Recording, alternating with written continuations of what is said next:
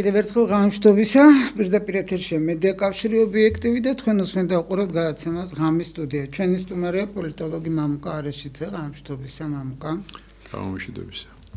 ბუნებრივია პირველი კითხვა 4 ოქტომბერს ეხება და შენ როგორ ფიქრობ, ხა მოსაზრება გამოითქვა და სხვა შორის ქალაქში დადის ხმები, მოარული ხმები, რომ ეს იმდენად აწყობდა ქართულ ოცნებას, რომ ეთყობა რაღაცა მიდინა ევანიშვილმა ხო არ დაგეგმაო ეს ყველაფერი. როგორ ფიქრობ? ხო, ნუ რა რთული სათქმელია ვინ დაგეგმა, მაგრამ ნუ საბოლოო ჯამში რასაკვირველია გამოიყურება ისე, რომ გარკვეული ხაფანგი იყო დაგებული და ხაფანგში გაყვეს თავი აქციის ხელმძღვანელებმა, საორგანიზაციო ჯგუფმა. აქ ეს ლოგიკურიც არის, იმიტომ რომ ასეთ დროს პოლიტიკური ბრძოლას როცა ვაგვირდებით, უნდა ვიცოდეთ, როცა უყურებთ, უნდა ვიცოდეთ, რომ აუცილებლად მხარეები გამოიყენებენ იმ ხერხს, რომელიც მათთვის არის სარფიანი და მომგებიანი, ხო? ამიტომ აბსოლუტურად არ მიგვიეს, რომ ასეთი ხმები დადის და ნუ უბრალოდ ის რაც მოხდა, ეს იყო იმ ერთი მხარის მარცხი. ნუ მეორე მხარემ რასაკვირველია სარგებელი მიიღო ამითი, რა თქმა უნდა მას ლაპარაკი.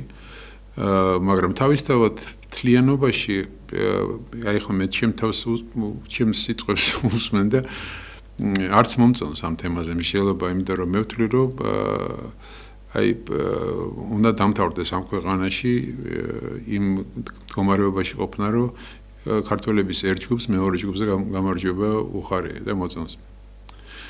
მე არ მომწონს ძალიან რთული წარმოსადგენელი, იმიტომ რომ საქართველოს ისტორია იმდენად ხშირია, საქართველოს ისტორიაში ასეთი შემთხვევები, რომ რა გითხრა, ახლა კიდე გაიროს ყველაფერი მსხვერპლის გარეშე დამთავრდა.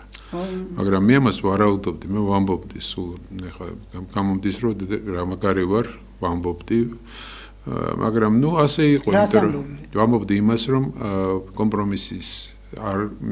კომპრომისის არ შექმნის პირობებში აუცილებლად ეს დამთავრდებოდა ცუდად და ჯერ კიდე არ არის დამთავრებული, ხო? და კომპრომისი როგორ აი მაგალითად ნუ მე ვარაუდობდი თავიდან, რომ კომპრომისი უნდა ყოფილიყო ისეთი, რომ ახლა რასაკვირველია ჩემთვის ის არჩევნები, რომელიც ჩატარდა და იმის აი არჩევნების საპარლამენტო არჩევნების გულისხმობ იმაზე დარქმევა გინდა თუ არა გაყალბებული იყო, ეს არის პოლიტიკური დემარშის თემა და არა რეალობა. იმიტომ რომ მე ვერ ვნობი იმ დასკვნებს, რომელიც ეუდა ოდირმა და ზოგიერთმა სხვა სადამკვირვებლო მისიამ მოამზადა და გარდა ამისა უბრალოდ ვიცი სიტუაციიდან გამომდინარე, რომ ამის გაკეთება ტოტალური გაყალბების ისე რომ პოლიტიკურ შედეგზე განსაკუთრებული გავლენა მოეხდინა, ასეთი რომ შეუძლებელი იყო და არც იყო. და არჩევნების ხარისხთან დაკავშირებით ახლა შეიძლება რაღაც გარკვეული დარღვევები იყო, მაგრამ ეს არ ნიშნავს კიდევ ერთხელ მეორე პოლიტიკური გავლენა პოლიტიკაზე. არჩევნებზე რა ასეთ? იმ არჩევნად მივალ. ხო და აქედან გამომდინარე ვფიქრობდი, რომ არჩევნების თავიდან დანიშვნა არა, მაგრამ კომპრომისის მონაკვეთში პირველ რიგში გულისხმობდი იმ ახალგაზრდებთან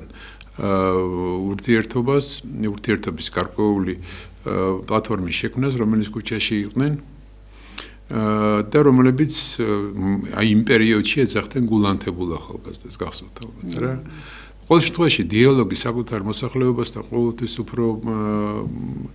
უფრო მომგებიანია ვიდრე კონფრონტაციული რეჟიმი. რასაკვირველია მეორე მხარეს, როდესაც ოპოზიციაზე მშელობდი და ფიქრობდი, ხედავდი, რომ მანდ-ამან არ უნდათ ეს ამბავი კომპრომისი არ აწყობდათ. შედეგად კომპრომისი არ შედგა და გაჩნდა ის მდგომარეობა, რა მდგომარეობაში ვართ, ეს არის უზარმაზარი, ესე იგი უარყოფითი ფონი, რომელიც ქვეყანაში არსებობს და რომელიც ქვეყნის განვითარებას და წინსვლას ხელს უშლის. ზიზღი, რომელიც საზოგადოებაში გაჩნდა და მაგონებს ეს ყველაფერი 90-იან წლებს, როცა მაგალითად მე და შენ ბარიკადის სხვადასხვა მხარეს ვიყავით და ის ზიზღი დღემდე არ არის განელებული, იმიტომ რომ მე მამონისთვის, ბევრისთვის მე პირადად პუჩისტი ვარ დღესაც. და ამას ყოველთვის სოციალურ ქსელში, როდესაც ჩდება ჩემი ინტერვიუ ან გამოსვლა, აუცილებლად იქ ვიღაცა ერთი გამოვა, რომელიც იტყვის აუცილებლად პუჩისტი ვარ. მიუხედავად იმისა, რომ 1000 ჯერ მოვიხადე ბოდიში ზუსტად იმიტომ, რომ მონაწილეობდი ამ ამბავში. და ვფიქრობ, რომ ეს იყო ჩემი ცხოვრების ერთ-ერთი ბნელი ლაქა, იმიტომ რომ არ შეიძლებოდა აი ამაში იქამდე მიყვანა სიტუაციის, რომ სისხლი დაურვილიყო.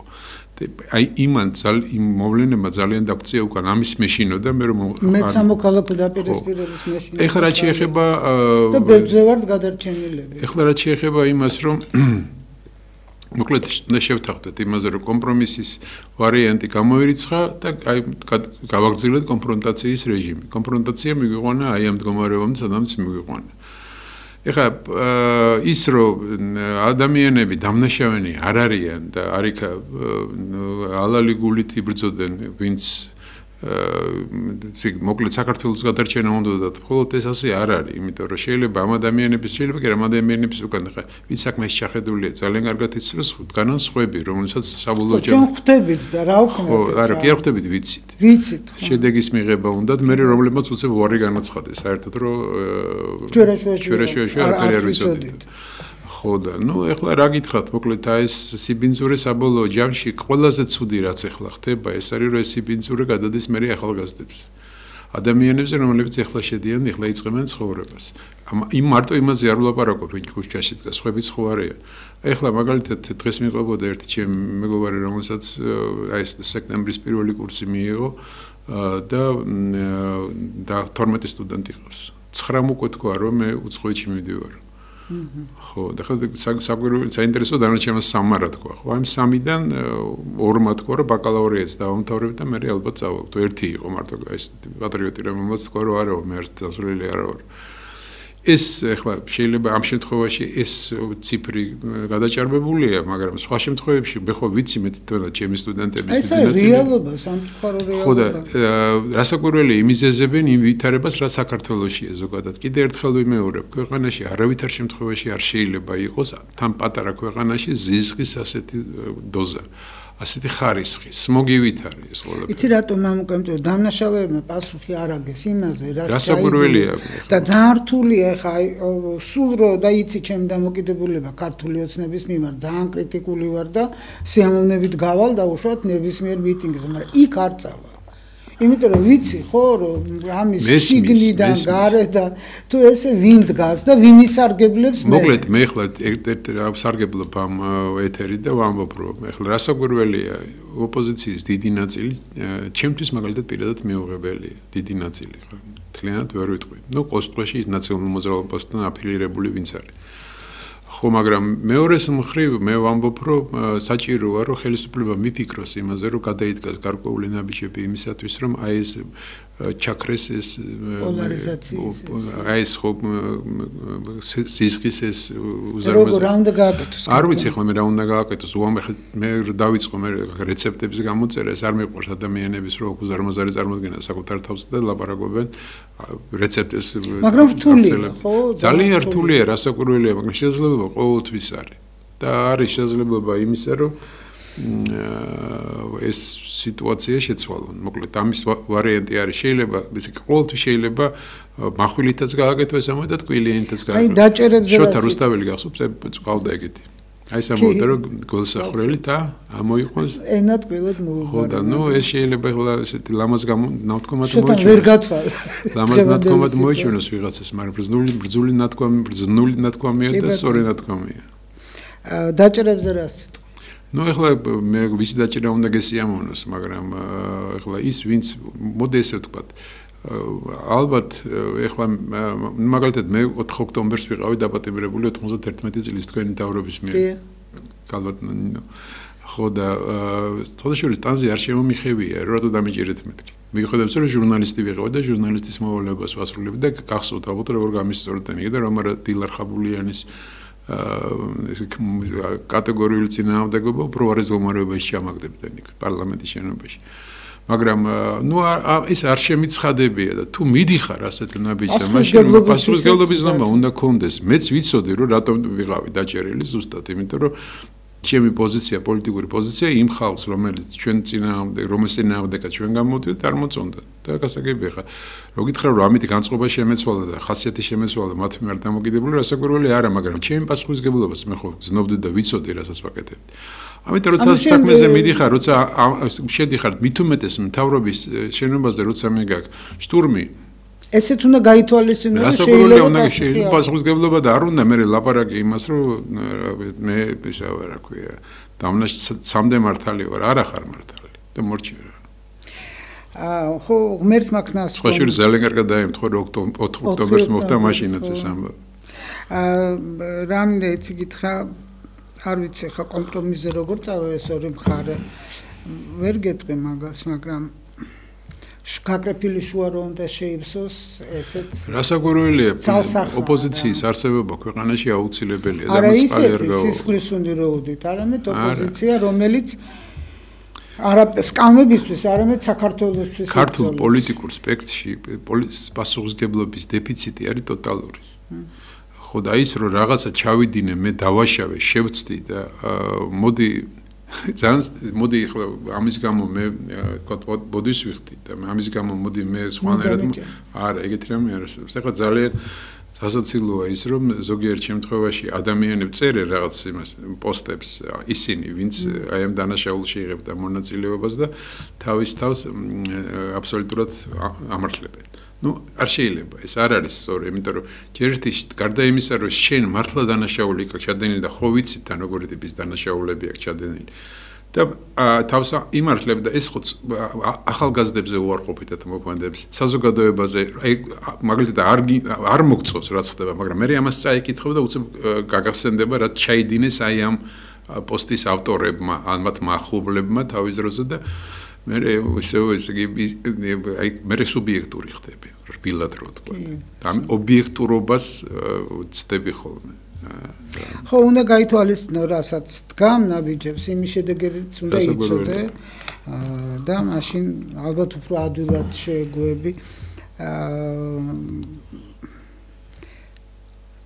მოდი ვისაუბროთ საქართველოზე და რა მდგომარეობაშია მისი აი საგარეო კუთხით ხო, ну, ახლა პრინციპში ურთულესი მდგომარეობა ჩვენი ქვეყნისთვის, საერთოდ სოფლიოში ესეთი საკმაოდ მძიმე ვითარება, გადანაწილება ხდება სოფლიოში ახლებურად, ოღონდ სხვა პრიორიტეტები ახლა კოლონიალური რეჟიმები, თქვა ასეთი რომ კიდევ უნდა დავიპყრო ის ქვეყანა ესე სამხედრო ძალით ესე უკვე ნაკლებად მუშაობს, თუმცა არის მაგრამ ნაკლებად ეხლა არის მთავარი რომ ეკონომიკური ბერკეტებით მოიპოვა პოლიტიკური გავლენები ან idеოლოგიური ბერკეტით პოლიტიკური გავლენები და მე მართო იქ ვითარება რა ამ თვალსაზრისით ჩვენთვის ძალიან რთული დროება დადგა კონკრეტულად აი ხო ყვები მაგაზე ხო ნუ თავისთავად რუსეთი რო არ მოგვეშვება და რუსეთის ყოლს მე პირადად სულ ხედავ და ეხლაც მათ შორის ამოვლენებში და კიდე ერთხელ ვიმეორებ მე მინდა იმ მაყურებელმა რომელსაც მოსმენა შეუულია და აღქმა შეუულია სწორედ გამიგოს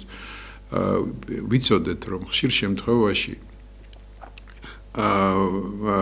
კონკრეტული ორგანიზაცია რომელსაც აქვს ლამაზი ინგლისური სახელი არ არის გამორიცხული რომ ის უკან რუსული სპეცსამსახური იმალებოდეს და პირიქით ეს არის სხვა დასახელი, მაგალითად აღმოსავლური და უცებ ირკვევა რომ იქ დასავლური სპეცსამსახურია, რომელსაც თავისი მიზნები. სპეცსამსახური ყველა ვარიანტია. სპეცსამსახური ყველა ვარიანტია. აი ხო, ნუ მაგალითად აი შევხედოთ ერთი ტიპის შევთანხმდეთ იმაზე, ვინც ახართ დასავლეთის მომხრე, ვიცოდეთ რომ დასავლეთს თავისი ინტერესები აქვს. ჩვენს ქვეყანაში, ჩვენს რეგიონში და თავის ინტერესებს ატარებს. ჭირდება საქართველოში დამყოლი და მორჩილი ხელისუფლება. რუსეთს ჭირდება საქართველოში და ამ რეგიონში დამყოლი და მორჩილი ხელისუფლება. აღმოსავლეთი, რომელიც მას ეხლა გამოჩნდა ამ რეგიონში, ჭირდება საქართველოში დამყოლი და მორჩილი ხელისუფლება. სამხრეთს, რომელიც სულ არის საქართველოში საუკუნეებია და ეხლა ძალიან აქტიურია, ჭირდება დამყოლი და მორჩილი ხელისუფლება. ჩვენს მეზობლებს, რომელიც პატარა ქვეყნები არიან ვითომ, მაგრამ თავის პოლიტიკის გატარებას ჭირდება, მათაც ჭირდებათ იგივე. ეს არის აქსიომა ხალხთან და ეს არის ლოგიკური აქსიომა, ეს ის არ არის როგორ გაბედეს. ეს ესია მოცემულობა. აი ახლა მაგალითად ჩვენ ვაგვირდებით, ნუ ახლა ეს ხო არის გაუთევებელი ბრძოლა დასავლეთ და რუსეთს შორის კავკასიაში ბატონობისთვის. ნუ რა გითხრათ, მე როგორც კავკასიის ასე თუ ის ისტორიის, ასე თუ ის მცოდნე შემიძლია გითხრათ, რომ 1840-იანი წლებიდან მოვიდა აქ ინგლისური სპეცსამსახურები, რომ შემოვიდნენ, აი ეს ცნობილი M6, რომელსაც ოქტომბრიდან ამ თვიდან ქართული გვარის ადამიანი ჩაუდგება სათავეში. ვინ? მეტრეველი. მეტრე. ჩვენი გოგო. ხო, ეს მეტრეველი. რამდენად ქართველია? აბსოლუტურად არ არის ქართველი, მაგრამ გვარი აქვს. 2000-იანი წლების დასაწყისში ერთ-ერთ კონფერენციაზე თურქეთში სხვა გვარი და სახელით იყო ეს ქალბატონი წარმოდგენილი. ზედმეტი კითხვები არ არის ამას საჭირო, დაკავშირების საჭირო წარმოდგენილი და ეხლა მეტრეველი. თեղზიმეთ იყო სხვადასხვა. ხო და აი სხვა გვარი და სახელი ეწერა და იქ ლაპარაკის დროს უცებ მიუტრიალდა სტუმარს, რომელიც გვერდით იჯდა და საქართველოს წარმომადგენლად დაინახა და ჩემი წინაპრები უწერიდან იყვნენ უთხრა. იმას გული წავოვიდა ქართველს. ხო და ნუ ხა არავითარი წინაპარი არ იყო. არა, არის ქართველი სისხლით არ არის, მაგრამ ნუ გაზრდილია მისი ოჯახი, მისი მშობელი, ესე იგი დედა თორცდები გაზრდილია ქართველის მიერ და ქართველი ხატება ის მე კონკრეტული მეტრეველი. ხო, აი ეს რაჭველები კინცოლ ეს სერიოზული და დედის ხო გვარზე საინტერესო. ხო და ნუ ძალიან ისეთი საინტერესო თემაა საერთოდ. ხო, მოკლედ ეს აი ეს ინგლისისთვის აღმოსავლეთი ყოველთვის ძალიან მნიშვნელოვანი იყო და ძალიან გვაწუხებდა ყოველთვის 40-იანი წლებიდან რომ გამოჩნდა აქ მერე ფეხი არ გაუდგამთ. მათ შორის აი მე მგონი ერთადერთი იყო აი სტალინის პერიოდში აქ მაინც თუმცა 2020-დან და 21-დან დაახლოებით ნუ შეიძლება 2000 კი არა 1920 მოკლედ 15 წელი იყო ალბათ განსაკუთრებული პაუზა და მე სულ რაღაცა ფორმით ყოველთვის იყვნენ ხოლმე. ეს არის მოცემულობა, ეს უნდა ვიცოდეთ რომ ეს ესეა და ეხლაც ამ თურანის იდეის გარშემო ძალიან სერიოზული აქტივობა არის ამ ბოლო დროს. და საბოლოო შედეგი არის ძალიან საინტერესო. ეხლა რა შედეგიც დაიდო არა ამ წუთში. აი ცოტა ხნის წინათ იყო თურანის ქვეყნების კონფერენცია, სადაც დომინანტურ როლს სასაკუთრებული თურქეთი თამაშობს ყოველთვის. ეს არის ცენტრალური აზიის ქვეყნები, აზერბაიჯანი, თურქეთი. ეს ორგანიზაცია როგორც ჰუმანიტარულ რაღაც ეკონომიური ორგანიზაციის ფორმა ჰქონდა. და უცებ ილხამ ალიევმა აი ამ ბოლო შეხვედრაზე გამოაცხადა, რომ მომავალ წელს დავგეგმოთ სამხედრო წვნები აი ამ ქვეყნების ჯარების. ეს ძალიან საინტერესო განცხადება, იმიტომ რომ პრაქტიკულად აი ამის მერე ეს გონიზება გადადის უკვე სამხედრო პოლიტიკური ბლოკის ფორმატში. და ეს ძალიან საინტერესოა იმითაც, რომ დიდი ხნის მოლაპარაკება ჰქონდათ ილხამ ალიევს აი ამ გონიზებამდე. ილხამ ალიევთან იყო მისული ინგლისის ელჩი რაში რა ქვია აზერბაიჯანში და სამხედრო ატაშე და კიდევ ერთი-ორი საინტერესო პიროვნება ინგლისური პოლიტიკური ესტაბლიშმენტიდან დიდი ხნის საუბრები ჰქონდა და შემდეგში აი ამ თემამ გაიჟღერა. ეს არის ძალიან სერიოზული გამოწვევა სხვადასხვა. ასევე საინტერესო ანუ ეს მათ ინტერესში შედიოდა თუ პირიქით გასაგრული მათ ინტერესში შედის, იმიტომ რომ თურანის თემა არის ინგლისური თემა. ეს არის ესეთი პიროვნება, ვინც არის დღევანდელ დღემდე ინგლისის სპეცსამსახურების ხელმძღვანელი გვარად მური. ეს მისი იდეა იყო 2003 წელს ეს იდეა მან შემოაგდო, მაშინ იყო ელჩი თურქეთში. ერდოგანის დაწინაურებას ძალიან შეუწყო ხელი, მაშინ ერდოგანი სტამბოლის მერი იყო და მერე ნელ-ნელა წინ წავიდა. ხო და მოკლედ აი ეს არის ინგლისური პროექტი, როგორც ამას თვითონ თურქი და აზერბაიჯანელი, უფრო მეტად თურქი ჟურნალისტები და ექსპერტები საუბრობენ. საბოლოო ჯამში აი ეს სურათი გვაქვს ხო ნელ-ნელა იკვეთება. ეს ჩვენთვის გამოწვევაა. გასაგრულია გამოწვევა და ძალიან სერიოზული. მე უბრალოდ ძალიან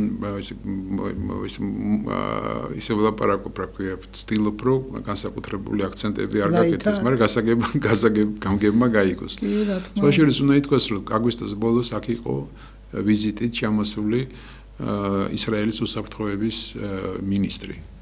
ეს ისე ჩაიარა მან ქართული მედიისთვის, რომ დადიან ყოველდღე აქ ისრაელის და ასე ვთქვათ ასეთი რანგის პოლიტიკური ფიგურები.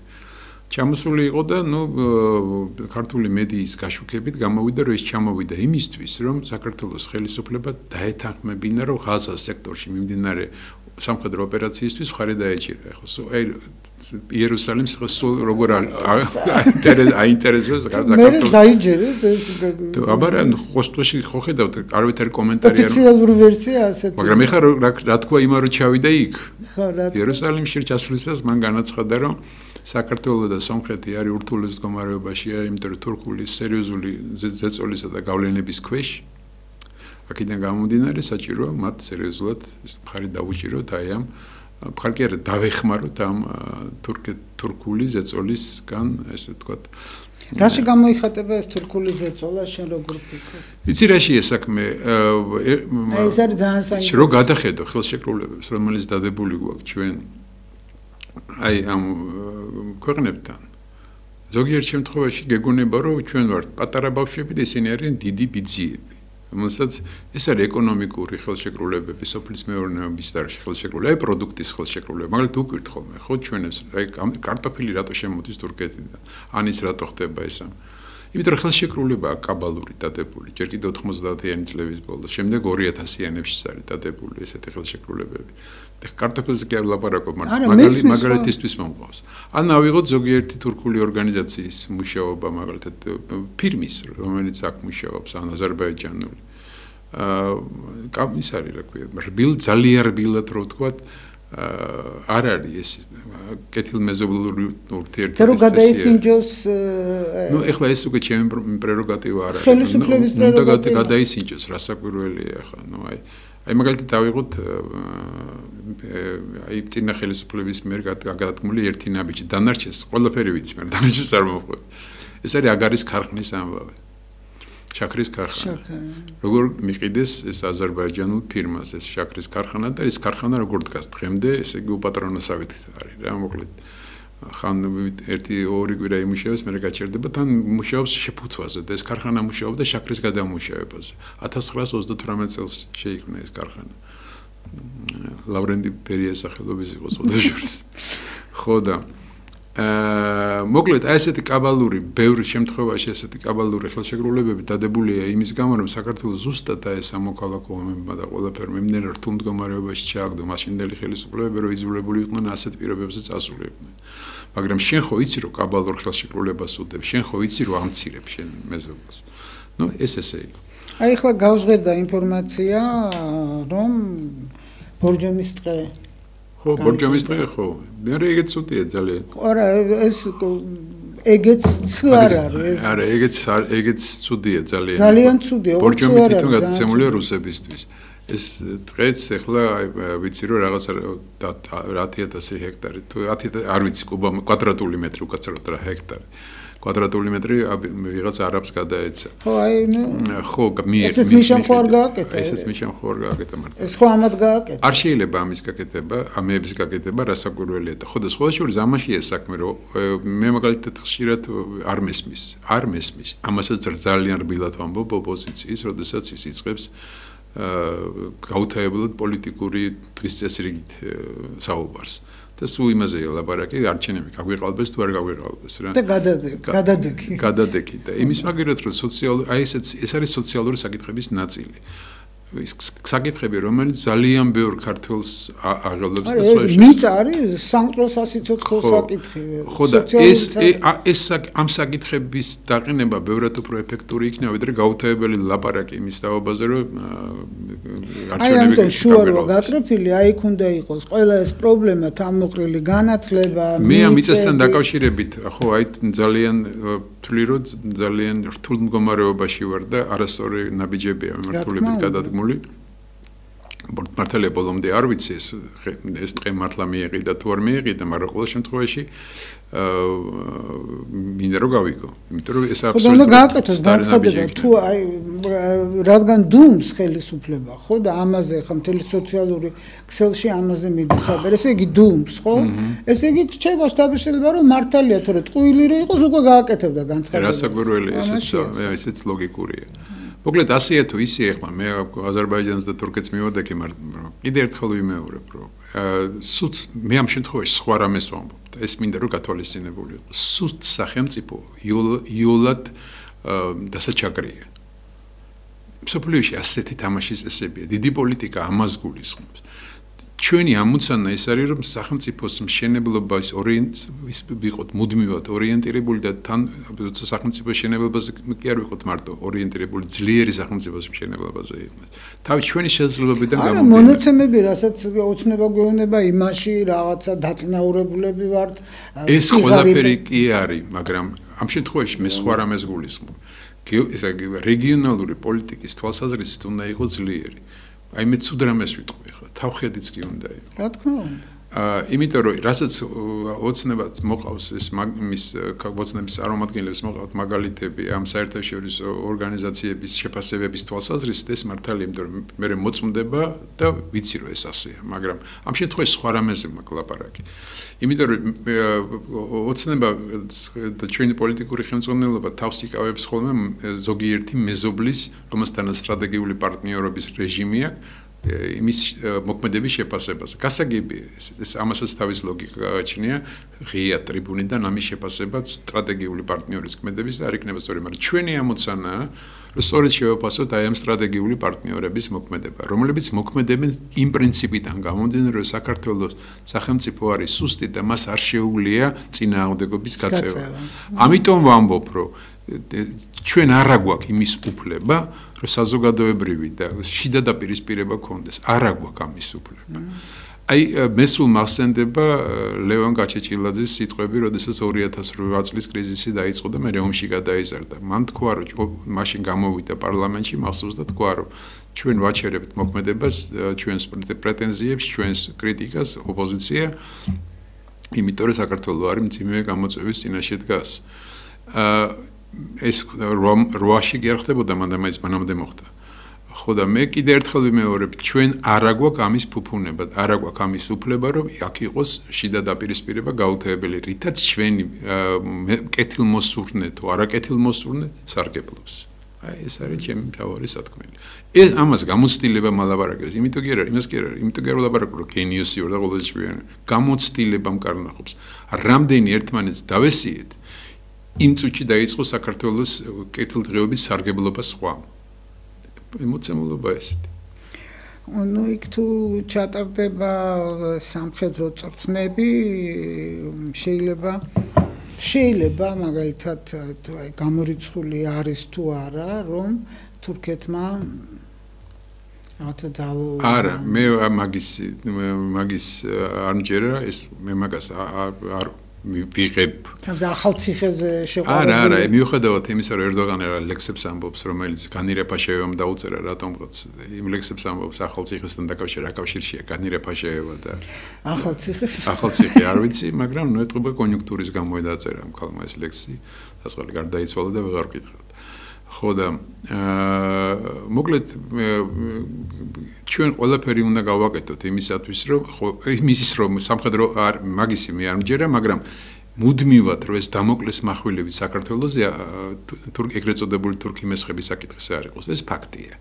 ესე იგი იცოდეთ რომ მე გაგახსენებთ ამას თქვენ რომ ნუ ეს თურქი მესხები უნდა სწორედ ჩასახონ. ესე იგი ტენდენციები ყოველთვის არსებობს. ეხლა უცებ აი უყურეთ, აი ოდესაც შენ რაღაც შენი გინდა გაიტანო, ტენდენცია აჩენ. თუ სახელმწიფო ხარ, თუ ისეთი სერიოზული ეთნოჯგუფი ხარ. ეხლა მაგალითად საოცარია, მაგრამ ჩვენთან მაცხოვრებელ ერთ-ერთ ეთნოჯგუფში გაჩნდა გასწყობა, რომ მე ამ ეთნოჯგუფის წარმომადგენელი არა ვარ. იმიტომ რომ მე მგონია, რომ მე უფრო მეტად საქართველოს შვილი ვარ, ვიდრე ამ ეთნოჯგუფის წარმომადგენელი. და ეს გაჩნდა, იმიტომ რომ ისინი ნაწყენები არიან ამ ეთნოჯგუფის სახელმწიფოს ესე იგი ხელმძღვანელობაზე. და დიდი ხანია ნაწყენები არიან, თან ეს წყენა იზრდება და იზრდება. ესე იგი, ასეთი შეცდომა თან რეგიონალური პოლიტიკის თვალსაზრისით არ უნდა დაუშვა. ეხლა ეს შეიძლება ვიღაცა მიფიქროს ჩვენს ისკვილზე ასხამს. ყველას ძალიანაც კარგი რომ ამას ამბობენ. კი ბატონო, შეიძლება კარგია, მაგრამ გამოყენება უნდა ამასაც მაშინ. სასიკეთოდ შენი ქვეყნისთვის, ხო? აი ესეთი თამაშები მიდის მეთქი ამას ვამბობ და კიდე იმისთვის რომ ჩემი აზრი და ჩემი სათქმელი მარტივი გასაგები იყოს ერთ ცუდ რამეს ვიტყვი, ცუდს. ცუდი არის ის რომ არ ყოფილიყო ყარაბაღის კონფლიქტი, ან გაივლიდა საქართველოსზე, ან არა ის ენერგო კორიდორები, რომლებიც არის ბაქო ჯეიხანი თუ სხვა. აი ზუსტად იმიტომ რომ ბევრად უფრო მოკლე გზა იყო სომხეთზე გამავალი და ბევრად უფრო იაფიჭდებოდა. მაგრამ მოხდა ის რომ იქ ვერაფერი გაკეთებოდა ომი იყო ერთმანეთში და აქედან გამომდინარე საქართველოსზე გაიარა. ამიტომ სხვისი უბედურება ხშირ შემთხვევაში შენთვის შენ წისქვილზე ასხამს წყალს. ეს ესია პოლიტიკაში. ამიტომ მე ამ შემთხვევაში საქართველოს გამოგიარულ ლაპარაკობ ესე პოლიტიკის ლოგიკა ასეთია და ამას უნდა შევეგუოთ. ამიტომ სხვა რაც არ უნდა კეთილი განწყობილი იყოს შენს მიმართ შეეცდება შენი სისუსტე გამოიყენოს. აი ეს მინდოდა მეთქვა ამდენი შეეცდება აუცილებლად.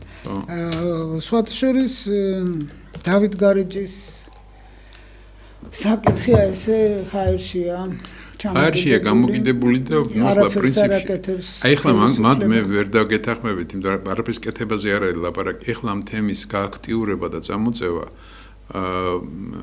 მე ვთვლი რომ ამ წუთში არ იქნება სწორი. აი ის რაც გადასცა წინა ხელისუფლებამ აზერბაიჯანის ხელისუფლებას, იმიტომ რომ აქ არის კომპლექსური საკითხი. მარტო დავით გარეჯზე მიუხედავად იმისა რომ მე ამ თემაში ვიყავი ჩართული და ძალიან კარგად ვიცი რაც მოხდა და თვალშორის 99 წლიდან შემეძლო აი ამ თემით ვიყავი დაკავებული და კარგად ვიცი რაც მოხდა ვთვლი რომ ეხლა ამ თემის ესეთი გააქტიურება განსაკუთრებით და ამ თემის დაძაბვა არ არის სწორი. ეს უნდა იყოს საერთო კომპლექსში უნდა ჩაჯდეს ეს თემა და იქიდან გამომდინარე უნდა ველაპარაკოთ მომავალში აზერბაიჯანულ მხარეს. ხო, მაგრამ უნდა ველაპარაკოთ. აუცილებელი. თუნდაც ის რომ საქართველოს ტერიტორიული მთლიანობა ეს თუ ვინმეს გაახსენდება და არ არის დღის წესრიგში. ეხლა მაგალითად ამ ხელისუფლებას ცხინვალის რეგიონზე ვერ ვიტყვი, მაგრამ რაც შეეხება აფხაზეთთან დაკავშირებით ამ ნაბიჯები გადადგმული იყო და ამ წინა გადაცემაში ვისაუბრეთ, როცა მე აქ ვიყავი ამის თავობაზე. უბრალოდ შეიცვალა მოსკოვური მიდგომები და ეს თემა აქტუალური აღარ არის. მე გულისხმობ რკინიგზის მარშრუტის სამუშაოებას მთელი საქართველოს მასშტაბით, აფხაზეთის რკინიგზის შეთვლით. და რატო აღარ არის? ესე იგი, სხვა შორის მაშინ იმ მომენტში იყო ძალიან აქტუალური ზედაპირზე ამოსული იყო. ეთყობა იცოდნენ მოსკოვში, რომ აზერბაიჯანთან კონფრონტაციული ვითარება შეიქმნებოდა, ამიტომ არ უნდათ რომ მთლიანად დამოკიდებული ყოფილიყო აზერბაიჯანზე გამავალი მათი სავაჭრო გზა აზერბაიჯანის მხარის ნებაზე. სავაჭრო გზა, რომელიც პეტერბურგიდან მუმბაიმდე გზას ქვია რა, ინდოეთამდე. ეხლა იგი მდგომარეობა კი არ შეცვლილა რამე. ეხლა მე რა გუშინი ლაპარაკის ალიევმა და პუტინმა და თქვეს რომ პუტინმა აღიარა რომ თვითმფრინავი მაგათმა ჩამოაგდეს. რა თქმა უნდა ამას აღიარება ესეც ცნობილი იყო ეს აზერბაიჯანის მხარე ითხოვს კომპენსაციას და მისცემ კომპენსაციას. მოკლედ ასეა თუ ისეა ვითომ შერიგდნენ გუშინ. მაგრამ სიტუაცია არ შეცვლილა. მოსკოვისთვის როგორც მიუღებელი იყო ის რომ ვერ ახდენს ამ გზის სამარკაბო გზის შექმნას ისევეა დღესაც და ამიტომ უნდათ რომ გასული გაევლო ეს გზა ამ გზას ჯერ აფხაზეთში და მე საქართველოს დანარჩენ ტერიტორიაზე მე თავისი რკინიგზა გამოეყენებინათ რომელიც სომხეთის რკინიგზა მაგათია ნაყინი და მე აი პერპენდიკულარში დაერტყათ ამ ზანგეზურის კორიდორისთვის რომ ზანგეზურის კორიდორი გადაეჭრათ აი ეს უნდათ ეხლა ეს ამბავი არ გამოსდით ეხლა ზანგეზურის კორიდორი იქნება თუ არა ამ მარშრუტში ეს არ არის გადამწყვეტი ამ წუთში მთავარია რომ დივერსიფიკაცია მოხდეს აი ამ გზის და საქართველოს ტერიტორიით გავიდეს ირანში არ ვიცი ყოველ შემთხვევაში ეხლა ისეთი აქტუალური როგორც ჩარშანი იყო და ესე იგი ყურები იყო გამოჭედილი ამ თემაზე საუბრით აფხაზური მხრიდან ეხლა ჯერჯერობით არ არის თუმცა უნდა ითქვას რომ ესე იგი აფხაზური ოპოზიცია განსაკუთრებით თავს კომფორტულად ჯერ კიდევ ვერ გრძნობს განუწყვეტლივ გაიძახის რომ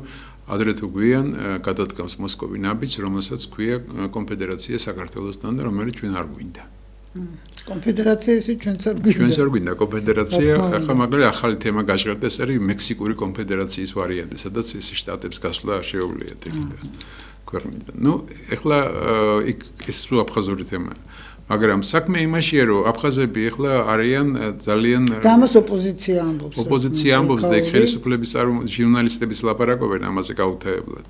და ახლა ეს პროექტი ისევ ამოტივტივდა, რომელსაც აპარატო ჰოტელების პროექტი ქვია, რომელიც გაჩერებული იყო აქამდე, იმიტომ რომ მოსკოვს არ აწყობდა ეს ძალიან მწვავედ მიიღო საზოგადოებამ. და ნუ მოკლედ ეს თემა და კიდე ერთი თემა, რომელიც საარბიტრაჟო სასამართლოებს ეხება, ესეც ის ტყის წესრიგშია მართალი აქტიურებული მანდამაინც არ არის, მაგრამ ამ კანონის მიხედვით რუსეთის მოქალაქე ქართველებს აქვთ უფლება იჩივლონ სასამართლოში, რუსეთის სასამართლოში და ის გადაწყვეტილება, რასაც სასამართლო მიიღებს რუსეთის სავალდებულო ხდება აფხაზეთში. ხო, შეუძლიათ იქ არის პატარა დათქმები რომ რაღაცა, მაგრამ მთლიანად ამიტომ არის რომ დღეს აფხაზები ინტენსიურად ცდილობენ ქართული თემის საერთოდ აღმოფხვრას. გალის რაიონს მიადგენ ახლა. გალის რაიონს მიადგენ და ძალიან ცუდად აი ბოლო დროს არის უზარმაზარი ესე იგი კიჭყინი, სხვას ვერ დავარქვი თემას იმის თაობაზე, რომ აი გალის რაიონში მაინც არის ქართული სულისკვეთება, სკოლებში შემონახული, აი ბევრი ახალგაზრდა მიდის საქართველოში სასწავლებლად. იქ უნდა ნახო როგორი მდგომარეობა, იმ ახალგაზრდებს როგორ ხელის გულზე ატარებენ, რომლებიც ამთავრებენ გალის რაიონის სკოლებს, მაგრამ მიდიან სასწავლებლად მაგალითად სოხუმში ან რუსეთში.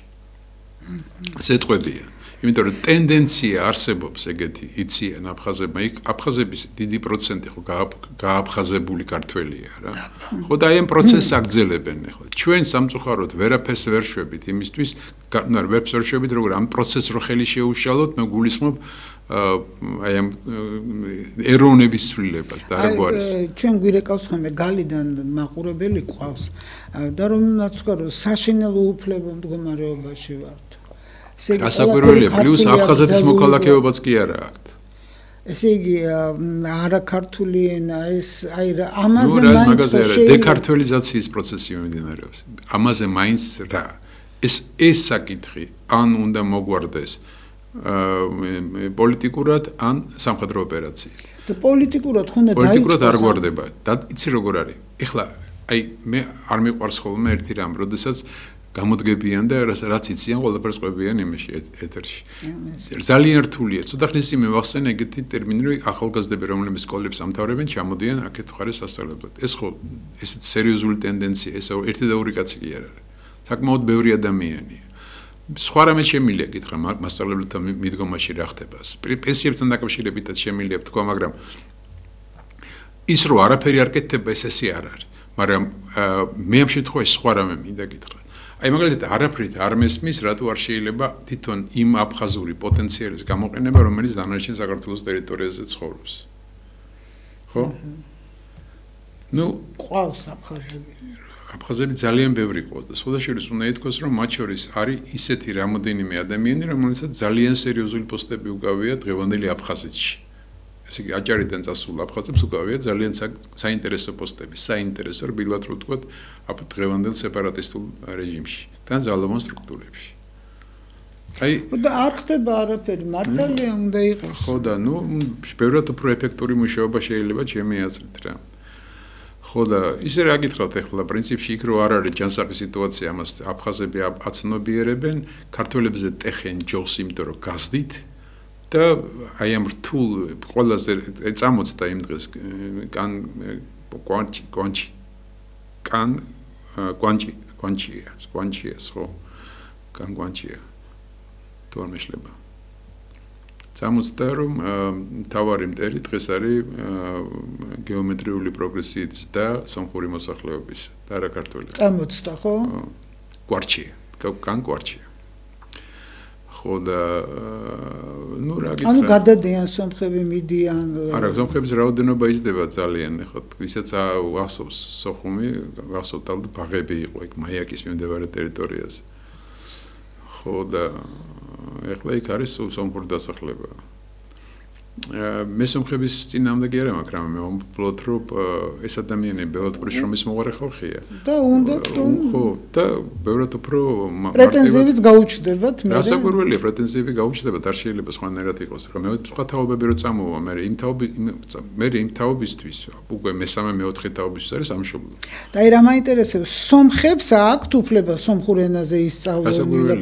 ქართულს არა ქართულს არა ქართული მტერია და სომხი არ არის მტერი ბროდო ვერბედა აფხაზებს იმიშნო არ არის რომ თქვა რომ სომხიც მტერია და რუსიც იტყვიან მაგრამ მომავალში იტყვიან მაგრამ ჯერჯერობით ვერ ბედავენ იმიტომ ხა ნუ რუსებთან დაკავშირებით ხო იცით რომ ისა რა ქვია ეს ფრაზა აქვს მოარული რომ ჯობია ოკეანეში დავიხრჩო ვიდრე ჭაობში ჭაობი საქართველოს ეს რუსეთი ოკეანე და იხჩვებიან აი თავისი ნებით თვითონ ესე როგორ არის რომ გაიხდიან ტანზე ჩაიცვამენ საცურაო კოსტიუმს გაიკეთებენ კისერზე დიდ გირას და ჩახტებიან ამ ოკეანეში და ირჩევენ თავს და არა იცი რა თუნდაც სახალხო დიპლომატია რაღაცა ნაბიჯები რო გადაედგას როგორ ფიქრობ არის ეს სახალხო დიპლომატია მე ამ შემთხვევაში მაქვს უწყოთ პროცესზე ლაპარაკი თორე ძალიან სერიოზული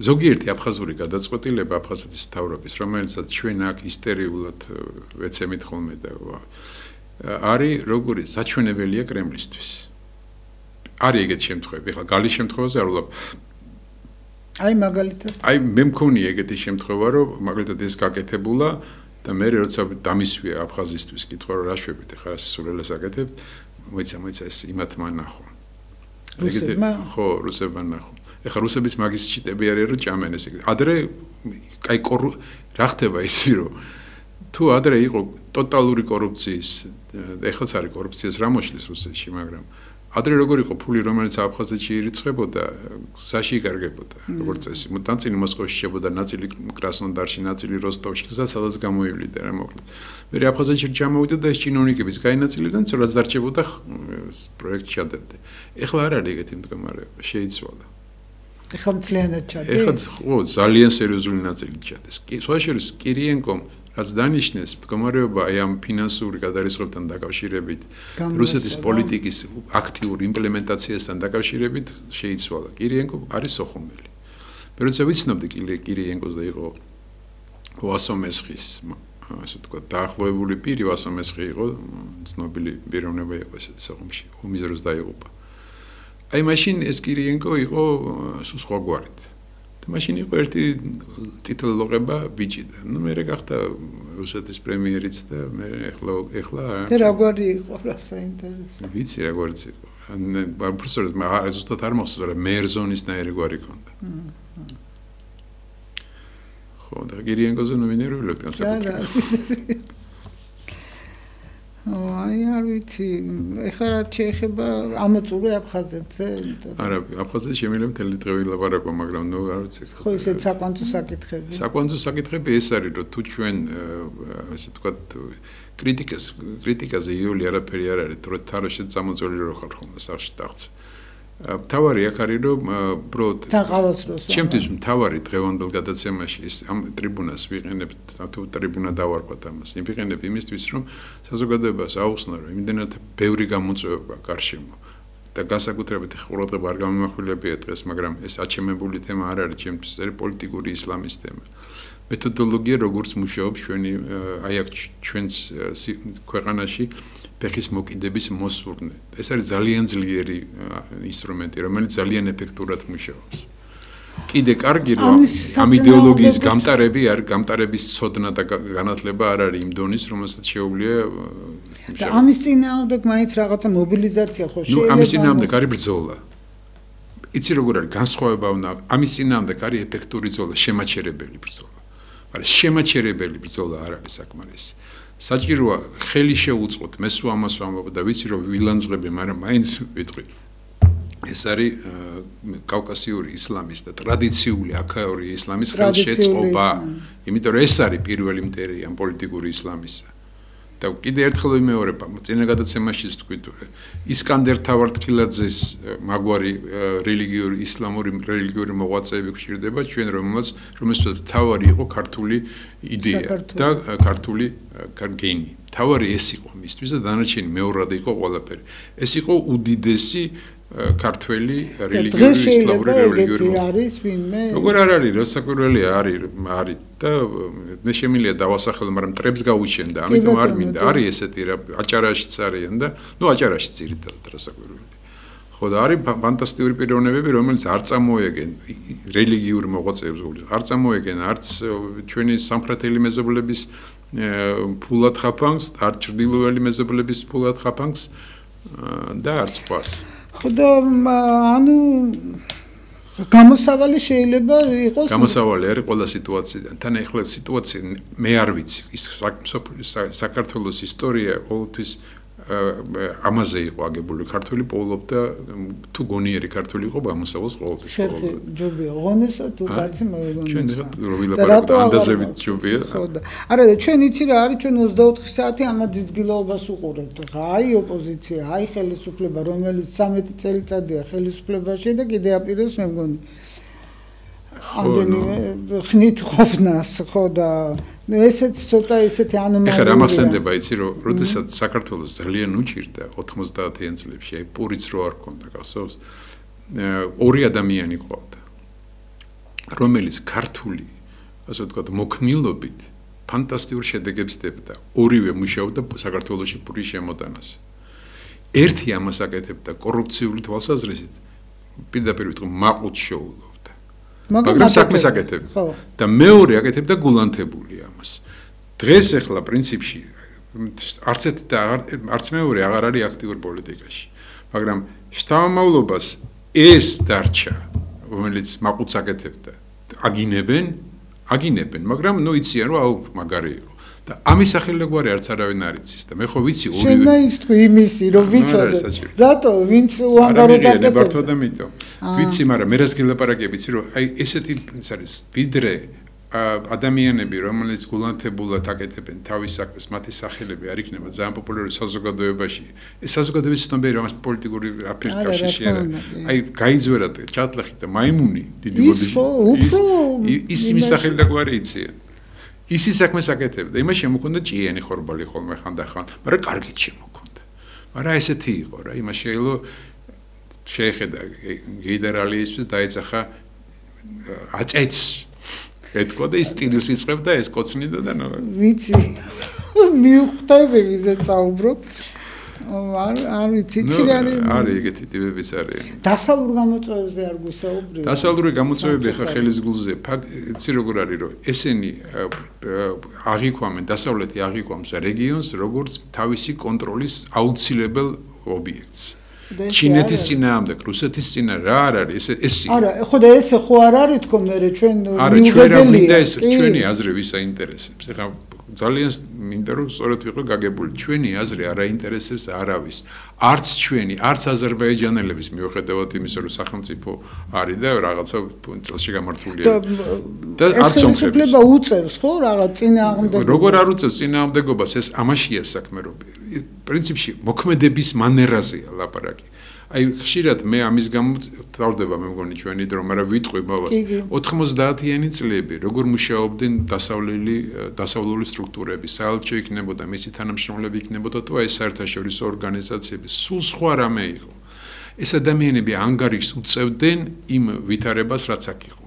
იმ ადამიანებს ეხლა სხვა დირექტივა. ეხლა სხვა დირექტივა კი არა, კონტინგენტია სხვა, მიდგომები შეიცვალა.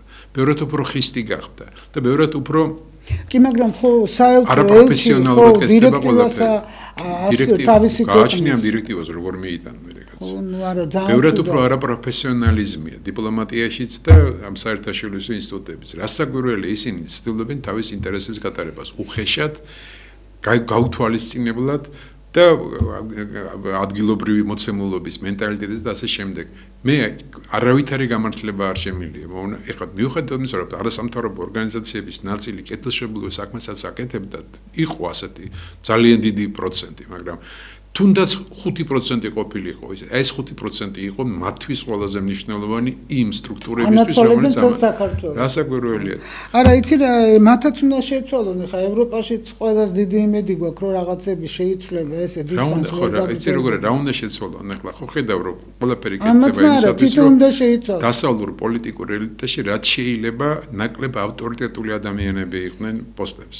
და ეს იძლევა იმის იმედს, რომ ადრე თუ გვიან ჩქარჩქარალა მოდის სხვა გადაცემის გადავდეთ რა, იმიტომ რომ ჩქარჩქარალა ლაპარაკობ. მაშინ დასავლურ გამოწვევებზე შემდეგ გადაცემაში ვისაუბროთ. დიდი მადლობა მამუკა საინტერესო საუბრისთვის და მე გემშვიდობებით პარასკევამდე ნახვამდის.